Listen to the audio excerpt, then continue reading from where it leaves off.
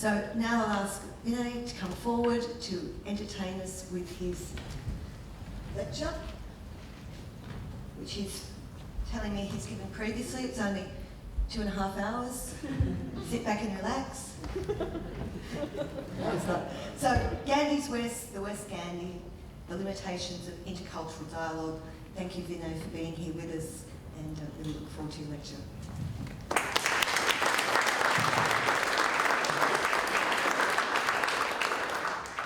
Thank you, Jen, for the introduction, and thank you, Baden, for the invitation. I'd like to thank all of you for coming out to hear me for this lecture. It's a bit of an unusual occasion for me to think of giving a public lecture in a green town led by a green mayor in Australia, a country that was never visited by Mohandas Gandhi. I think it's a good and unusual occasion, as I said. I should also tell you that I'm taking a bit of a risk, only to myself really, in making the decision that I'm not going to read out from the paper at all. This lecture was originally delivered as the Gandhi Memorial Lecture in New Delhi on October 2nd in 2008. The lecture actually was 2 hours and 20 minutes, and it was broadcast on Indian television, so you can somewhere in the blog sphere, internet sphere, you can probably catch it if you want the whole version. And since the lecture was first delivered, I decided to work it into a book. So you're really hearing fragments of it, and that's one reason I decided I would actually to speak to you rather than trying to read out from the paper. It's also a different way to engage with the audience. It also gives me the luxury of wandering off into various things. You know, if you think of a formal paper as a river, well, the river is always mighty and engaging in many ways, but then you have these little streams and rivulets, which are equally charming. Let's hope they are in this case. And then, of course, they eventually join the river. So you'll see that the asides may appear to be asides, but they have some fundamental relationship to the subject matter of my talk. And the subject matter of my talk is Gandhi's West, the West's Gandhi. I want you to bear both of those things in mind, both sides of the equation. And there is a subtitle of sorts, the limitations of intercultural dialogue. You may not want to hear about the limitations, but there are limitations, as we're going to find out, or as I hope I'm going to be able to establish. Now, Mohandas Gandhi, born in a small coastal town called Porbandar on the west coast of India, made his way to London and South Africa before returning to India, and in time becoming India's most iconic figure. And it can be said that at best he had an ambivalent relationship with the West. But before we move to this ambivalent relationship, let me dwell on the fact that he was born in Porbandar, okay? Which will appear simply as a fact in the thousands of biographies that have been published so far of Gandhi. It will appear as a fact in encyclopedia articles, but that fact is of monumental significance. And I want to put it this way: Gandhi was a Gujarati. Had he not been a Gujarati, so the state where he's born is today called Gujarat, it's on the west coast of India, he could not have been Mohandas Gandhi. And it is important to think of it that way because the Gujaratis have been one of the most eminently diasporic people in the world for 1,000 years, and they continue to be one of the most eminently diasporic people in the world. From the 10th century to the 16th century, you could not go to a single port in the Indian Ocean world. You could not go to Aden, the east coast of Africa, the South China Sea, the west coast of India, right? The Malay world, the Indonesian archipelago. You could not go to any of these places without running into a Gujarati. There's plenty of evidence for that. The Gujaratis, in fact, established a thalassocracy, that is a sea empire, albeit a cultural empire. It was never a political empire, right? And this is very significant because usually when you write the history of modernity in India, right? When we write the history of modernity in India, it usually begins with something called the Bengal Renaissance. A friend of mine made an extraordinary quip about it once. He called it the longest Renaissance that we know of in the world, because Bengalis still talk about the Bengali Renaissance as if it's happening today. But in fact, it was Gujarat which generated Mohandas Gandhi, a Gujarati born into a Baniya family, which was the word Baniya is a pejorative word almost, refers to people who come from the trading castes, okay, right? The other thing that I mentioned to you in my opening remark was that he is India's most iconic figure. And unquestionably so, the last great iconic figure of that stature was 2,400 years ago, the Buddha, who of course gave the world one of the most diasporic religions, namely Buddhism, right? Okay? And in India today, there are 3 days which are mandatory national holidays: Republic Day, Independence Day, and October 2nd, the birthday of Mohandas Gandhi, otherwise known, unfortunately, as the father of India. I say unfortunately because he was not only a father to India, he was the mother to India, right? It is not an accident that his grand-niece, a woman by the name of Abba, wrote a little book, and the book is called Bapu. Bapu is a term of endearment for Gandhi, okay? Bapu, my mother. Think of it, that is itself so extraordinary, right? How would she think that way? Why would she think that way? But this is, again, a very large subject, and not the subject of my talk today, but I simply want to let it register for you. And it has a relationship with the idea of the West, because I would suggest to you that this kind of androgyny, for example, has a long history in India. This was one of the things that troubled the British about Gandhi, the fact that they could never pin him down. Is he a saint or is he a politician? Is he a man or is he not quite a man? All right? So you see how what appears to be an aside has a fundamental relationship to the larger subject of what was his relationship with the West and what was the West's relationship to him. All right?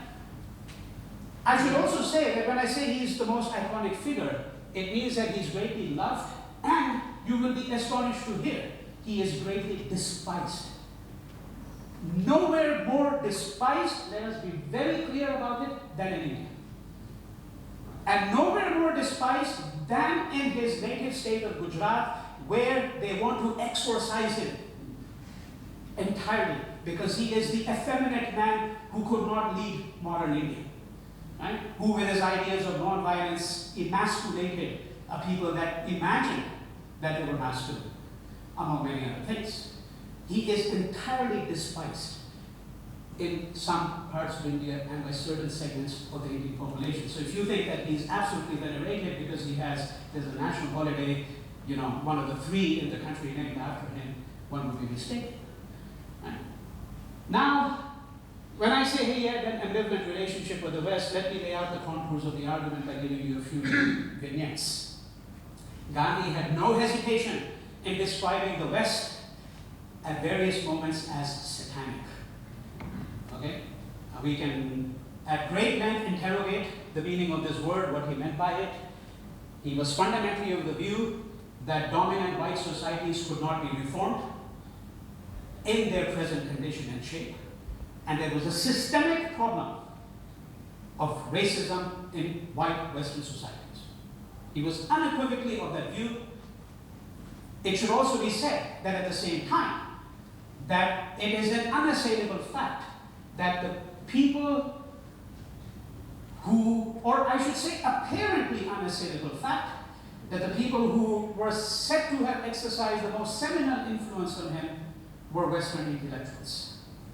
Among them, Leo Tolstoy, Henry David Thoreau, John Ruskin, and others. And I return to these 3 gentlemen. Here the use of the word gentleman may in fact be quite appropriate later on. Right? Now, there are other ways to look at this relationship in the very large framework that I'm just laying out for you at this juncture. When in 1931 he went to London for the Round Table Conference, his last visit to Europe in his life. He went back and then he never left the shores of India for Europe or indeed for anywhere else. When he went there in 1931, he was invited to have tea at Buckingham Palace, okay, with the emperor, right? The king. There are many incredible clips about it. One of the most interesting things about Gandhi is his sense of humor. We don't really appreciate that at all because there's this kind of piety in the literature, right, which surrounds narratives of him. So he was asked, you know, whether he proposed going to see the king emperor dressed in the way in which he was dressed.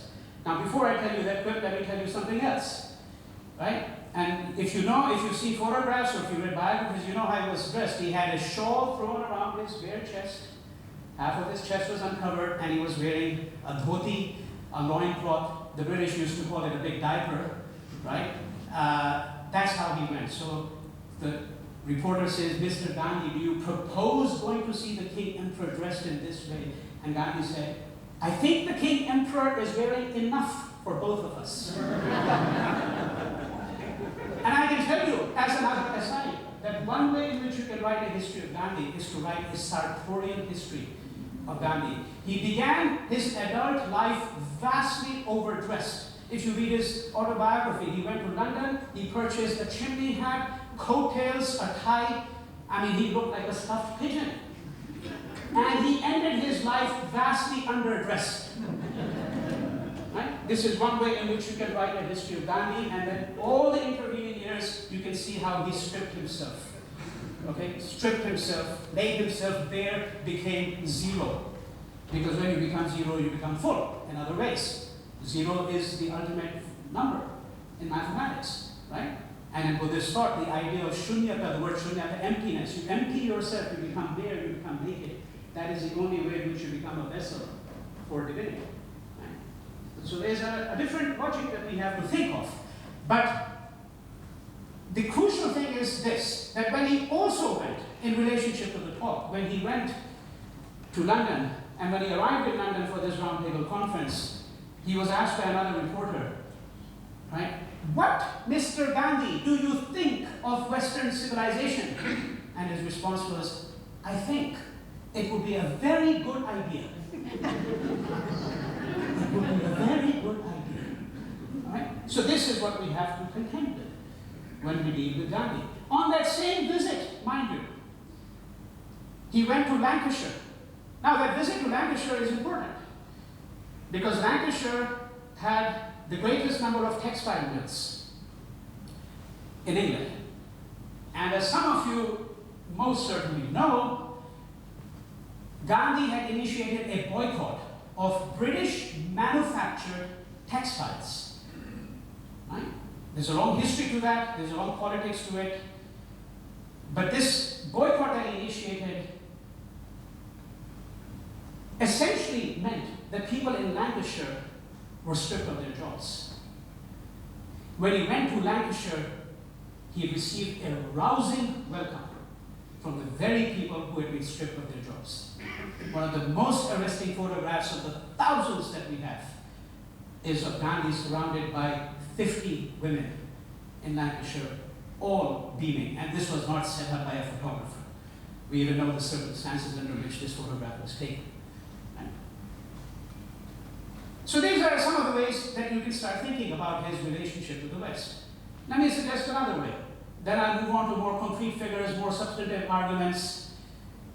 Let's take, for example, his relationship with Christianity. Now, Christianity, you could say, is a Western religion. Coming from India and being a scholar of India, to a large measure, I would agree with that, but not entirely, because Christianity has had a very long presence in India. In fact, that presence in India dates back to 78 AD, right? When the Orthodox Church was established. Okay? 78 AD. And India today still has more Christians than most countries in the world. It's a significant Christian population. Right? Now, when the Christians came to encounter Gandhi, and they tried to convert him, they ran into a difficulty that they had never anticipated. The difficulty was that they all came unanimously to the conclusion that this man was a much better Christian than any that they had ever encountered. How do you convert this man to Christianity? Because he exemplifies all the characteristics that you find in the teachings of Christ. Right? And Gandhi himself made a fundamental distinction between the teachings of Christ and Christianity. He was firmly of the conviction. He's not a scholar of Christianity by any stretch of the imagination. But he was firmly of the view that modern day Christianity bore almost no relationship to the teachings of Christ. And he made a distinction between the two. And he was quite certain what he wanted to follow and what he wanted to reject. Yeah? He knew the Sermon on the Mount by heart. Okay? And he thought that he was applying it all the time. But there's a more arresting way to think, even than this, of his relationship to Christianity, which certainly in India at that time could legitimately be viewed as a Western religion, or certainly, if you had to be even more scholarly about it, the religion of the colonizing power. Okay? So therefore, everything else stood in a subordinate relationship to this colonial power and its religion. Now in 1931, Gandhi decided to initiate what is called the Salt March. The Salt March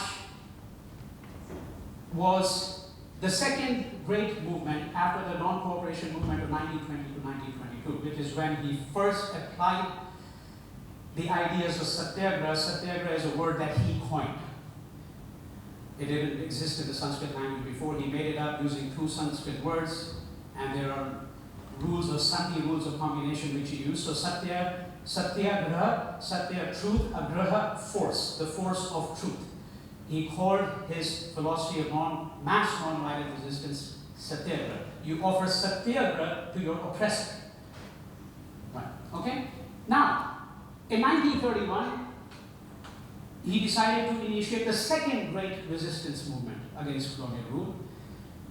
And the manner in which he did so, in my view, is again without parallel in history.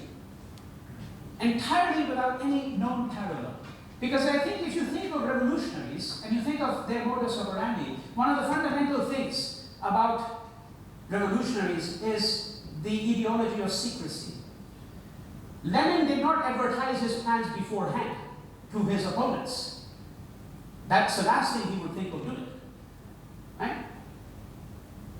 Gandhi writes a letter to Lord Irwin, the Viceroy of India. I don't know of any single course in political theory anywhere in the world which actually uses this document, although in my view it's a document of political theory. Right? And it's only a 5-page letter. Right? He writes his letter to Irwin and says,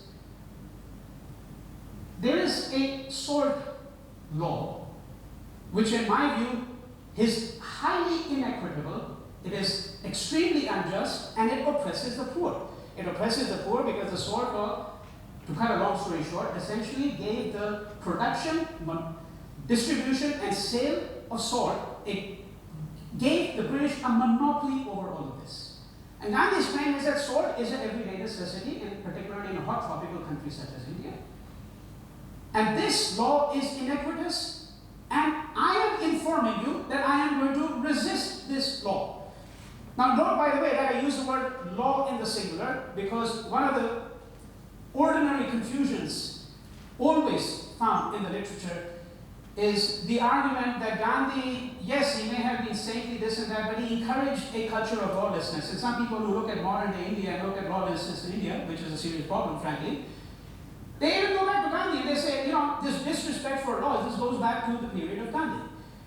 Gandhi always recognized the sovereignty of law, always. But if there's a particular law which you find oppressive, which does not meet the tests of your conscience, then your obligation is to resist that particular law. So he writes this letter and he says, on such and such day, I plan to undertake a march to the salt, to the sea, and it's going to be a 230-kilometer walk, incidentally. So Gandhi is very much aware of a great many other things. The fact that he's orchestrating something that is going to become a world event, which he did. Right? That's a long story. What is interesting now, because this point I'm making is in relationship to my observation about his relationship to Christianity. And you'll see the point now. He wrote this letter to Lord Irwin. What has not been ordinarily analyzed is the manner in which the letter was delivered to Lord Irwin. Right? Well, those were the days, obviously, before the internet. So just exactly how did he convey this letter? To indicate in the first instance that he had respect for his adversary, he decided to convey the letter through a personal messenger. He picked a young English Quaker friend of his by the name of Reginald Reynolds. Now let's pause to understand why he picked a Quaker. Because Quakers are, of course, Christians, but they represent a very different strand of Christianity. A strand of Christianity that has embraced the idea of nonviolent resistance. One of the fundamental insights of Quakerism, if you look at George Fox, the spiritual founder, if I would say, of Quakerism, is the idea that you have to listen to the small inner voice within you when you're in doubt. He picks a Quaker. The letter is delivered to a person who is a Christian, a devout Christian. Lord Irwin is a devout Christian, except that he represents a different school of thought of Christianity, the school of thought which adheres to the view that you can harness Christianity to the project of empire. There is no such thing as, if I may put it this way, a confusion for Irwin in this matter. That is that there's no problem. You can be a crusading empire and you can be a devout Christian. There's no fundamental contradiction. So, and then the letter is written by a man, namely Mohandas, who in this context, I would say, represented a third strand of Christianity. In this case, what he is doing in the simple delivery of the letter, he's opening up three faces of Christianity. I mean, think of it, because he could have used a trusted Hindu friend, he could have used a Muslim friend, he could just have mailed the letter, he could have done endless number of things. He picks a young Quaker friend of his to hand deliver the letter. We won't get into the contents of the letter. It's a magisterial document, but I'm simply trying to convey to you here what kind of relationship he had with Christians in and outside power, right? And so on. One could continue in this vein ad infinitum, all right? Because it's a long life, well documented, too well documented if you ask me, right? Gandhi certainly did not make it easy for the researchers. His collected writings run to 100 volumes. 100 volumes, and that doesn't include everything. Okay, right? Now, he goes to London. So let's begin on a different note now. He goes to London after he finishes his schooling in India. And when he goes to London, he immediately encounters the other West.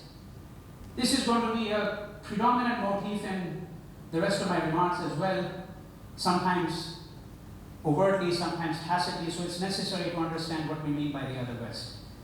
When he goes to London, he takes up the company of people who can only be considered by the standards of the day, and that's how they were considered: madmen, freaks, cranks, eccentrics.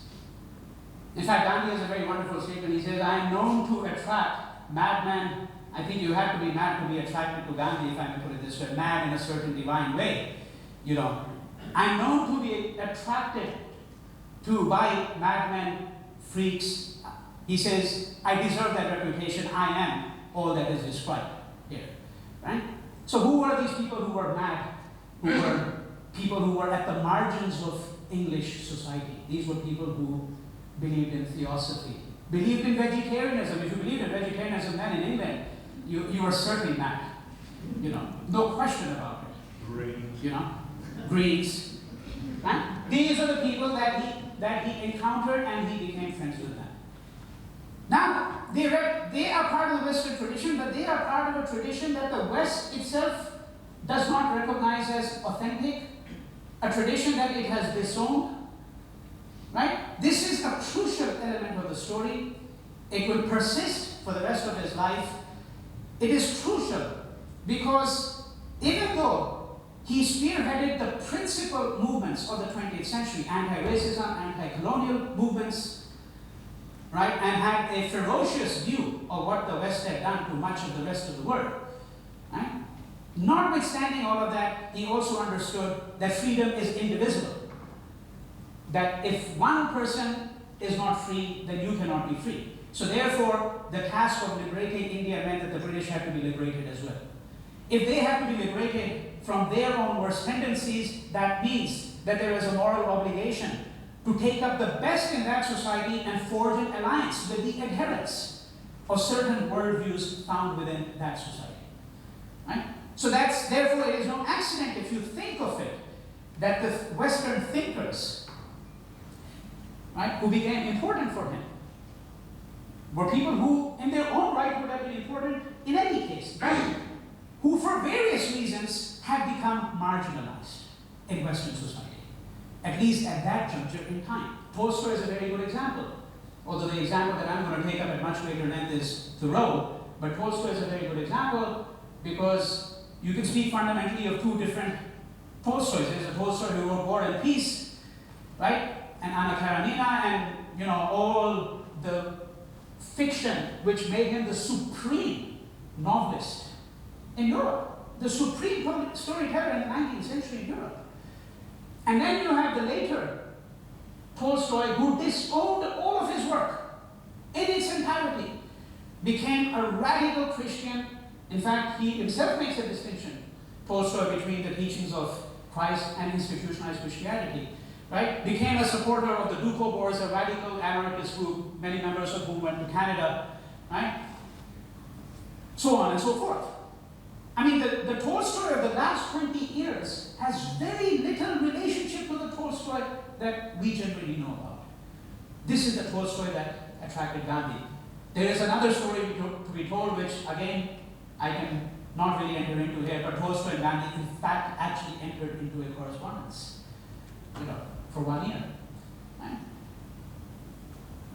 Ruskin, Thoreau, these are the other people who are mentioned. Before I get into a slightly detailed study of Thoreau, I want to dwell on one matter, taking these three figures and many others as a collective. And this is where I would probably depart from the assessment of my very close friend who's written on Gandhi as well, namely Ashish Nandi, who wrote in one of his essays that Gandhi's gurus were all teachers, right? Gurus were all principally Western intellectuals.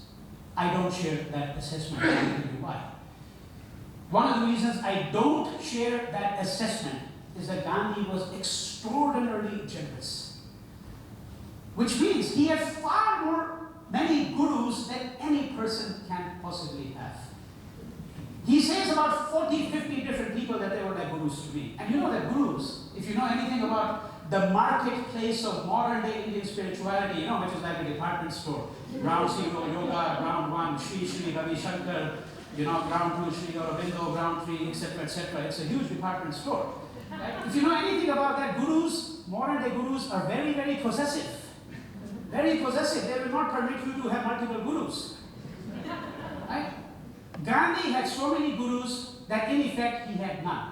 And this is where I take the view that Einstein made when he categorically stated that Gandhi would have been Gandhi without Thoreau and Tolstoy and Ruskin and whoever else. I take that view. Okay? But let's take the example of Henry David Thoreau. An absolute genius of a writer.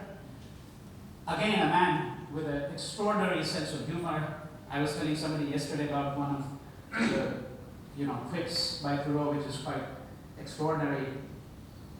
And he once wrote that he had a library of over 1,000 books, 750 of which he says are written by myself. That's because 750 copies of Warden remained unsold, and the publisher said, "You've got to get them off my back," and he put them to his own home. I mean, he was virtually unread. Okay? Now, Henry David Thoreau, let me stick to Gandhi here. I'm tempted to wander off because I wrote a master's thesis on American transcendentalism many, many years ago, and its relationship to Kant and the Upanishads. So Thoreau is a figure who's attracted me for many years. But let me tell you this, which has an absolute bearing on the subject now. Okay? Thoreau wrote an essay. Many of you will be familiar with an essay on the duty of civil disobedience. There has been a long, convoluted, and in my view, entirely unproductive discussion, and I hasten to say that I suspect this discussion will go on for another few generations. And this discussion has been about whether this essay greatly influenced Gandhi or not. Okay? And there's actually a prolific literature, as I said. We can even look at what Gandhi himself said. He's quite ambivalent about it, because at one point he states categorically that I came to a reading of this essay after I'd already formulated some of my ideas. Right? But there are other times when he says, and this of course maybe lapses of memory, he has to think back. I mean, he's being asked when he's 70 years old, what do you think by the American Reporter? What do you think of this essay? Did it have some relationship? Well, he read it 50 years ago, right? And you have a different recollection of what that essay may have meant at that time, exactly when you encountered it. So there's been all this scholarship. When exactly did he read it? When exactly did Gandhi first come up with his ideas of mass nonviolent resistance? This is what I mean by the very unproductive relationship. Because I think for us, the central idea will be, I have no hesitation whatsoever in saying that I think this essay has a central bearing on the kinds of actions that Gandhi decided to undertake. There is a relationship. Now, should we worry? And why should we worry about which has precedence here? You see, and this is where the discussion about Gandhi's relationship with the West, I think, very often becomes a discussion for scoring points. You know, if Thoreau, in fact, actually generated these ideas, then shouldn't we really be giving credit to him rather than to Gandhi for nonviolent resistance? And I think there is a much simpler and more sane way of trying to understand what the relationship of that essay is, which is a majestic essay on the duty of civil disobedience, to Gandhi's ideas. What Gandhi principally imbibed from it is very different than what we think he imbibed from it. What he imbibed from it was the following: that the American transcendentalists, and here that is why it's important to mention Emerson as well, because Thoreau grew up under the shadow of Ralph Waldo Emerson in Concord, Massachusetts. The American transcendentalists came to the view that the individual conscience has a priority over legislative acts. By which I mean the following: that mid-17th century thinkers such as John Locke had arrived at the view that once civil society is mature, there is a state legislature which is functioning properly, which was certainly functioning properly in England, had been functioning for a substantial period of time. Parliament has a whole history in England. When all of this is true, the individual can surrender his judgment to the legislature for the most part, because the legislator is supposed to represent you. See? So therefore, the idea of the individual conscience gradually receded from European political thinking. What the transcendentalists did was to give priority to this idea, to resuscitate the idea of the individual conscience. And this individual conscience operates at many different registers. Let me give you a very different illustration of the kind of register at which it operates. There is a very holy Hindu text called the Ramcharitmanas by Tulsidas, 16th century text, phenomenal text. It's a reworking of the story of the Ramayana into Hindi, or what I'm going to call Hindi because it's not quite the same as modern day Hindi, written in the 16th century. Now this is the text that is the text read by many devout Hindus in North India and in the wider diaspora. But there are some passages in this text which are very, very offensive. I mean, it's like looking at St. Paul. There are some things that St. Paul said, for example, about women, which I think are extraordinarily offensive. So do you dump all of the New Testament because St. Paul said that? And this is where Gandhi says, if you encounter a passage in the Ramcharitmanas which your conscience cannot accept, reject the passage. Reject it. All right? You do not have to consider any text to be so sacred that you cannot reject certain passages if you want to. Right? This is a simpler illustration of the idea of an individual conscience at work. But this is the fundamental idea he imbibed from the essay. Because if you know the circumstances under which the essay was written, the US was conducting what Thoreau considered to be an illegal war with Mexico, and Thoreau said, I am not going to allow my taxes to be used to fund this war. And then